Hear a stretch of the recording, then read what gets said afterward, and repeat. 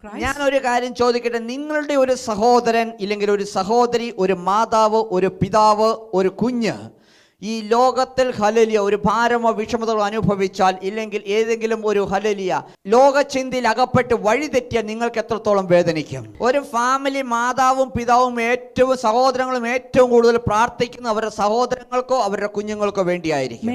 അവരവരുടെ കാര്യത്തിൽ ഉപരിയായി അവർ തന്റെ കുഞ്ഞുങ്ങൾക്ക് വേണ്ടിയാണ് പ്രാർത്ഥിക്കുന്നത്. എന്നാൽ ഹല്ലേലൂയ നിങ്ങൾ എത്ര പേർ കർത്താവിൽ വീണ്ടെടുക്കപ്പെട്ടതിന് ശേഷം കർത്താവിന്റെ വചനം പറയുന്നു, അവന്റെ രക്തത്താൽ നമ്മൾ ഏവരും ഒരു കുടുംബക്കാരായി തീർന്നു എന്ന്. അതല്ല, യേശു തന്നെ പറഞ്ഞത് ഇപ്രകാരമാണ്, ഇനി നിങ്ങളെ ഞാൻ ദാസന്മാർ എന്ന് വിളിക്കത്തില്ല, സഹോദരങ്ങൾ എന്നത്രേ എന്ന്. കർത്താവിന്റെ യേശുവിന്റെ രക്തം മാനവരാശിക്കായി ഒഴുക്കിയെന്ന വചനം വ്യക്തമായി പറയുന്നത്. അപ്പോൾ ഈ രക്ഷിക്കപ്പെട്ട ഈ 32% വേണ്ടി അല്ല യഥാർത്ഥമായും യേശു ഹല്ലേലൂയ രക്തം ഒഴുക്കിയത്, രക്ഷിക്കപ്പെടാത്ത 68 വേണ്ടി എന്ന് നിങ്ങൾ വിശ്വസിക്കണം. അപ്പോൾ 68ന്റെ ഹല്ലേലൂയ ഉത്തരവാദിത്വം ഇവിടെ ഇരിക്കുന്ന ഓരോരുത്തരുടെയും മേല. നിങ്ങൾ ഇവിടെ ഇരിക്കുന്നു യേശുവിന്റെ രക്തത്താൽ വീണ്ടെടുക്കപ്പെട്ടതെന്ന് നിങ്ങൾ വിശ്വസിക്കുന്നു എങ്കിൽ ആ 68 നിങ്ങളുടെ രക്തത്തിന്റെ ഭാഗമാണ് മക്കളെ. അതുകൊണ്ട് ഈ ദിവസങ്ങളിൽ ശക്തമായി പ്രാർത്ഥിക്കേണ്ട ആവശ്യകതയുണ്ട്. കാരണം വചനം പറയുന്നു, നിങ്ങൾ അനുഗ്രഹം പ്രാപിക്കാൻ വിളിക്കപ്പെട്ടവരായതുകൊണ്ട് അനുഗ്രഹിക്കുന്നവരായിരിപ്പിൻ എന്ന്.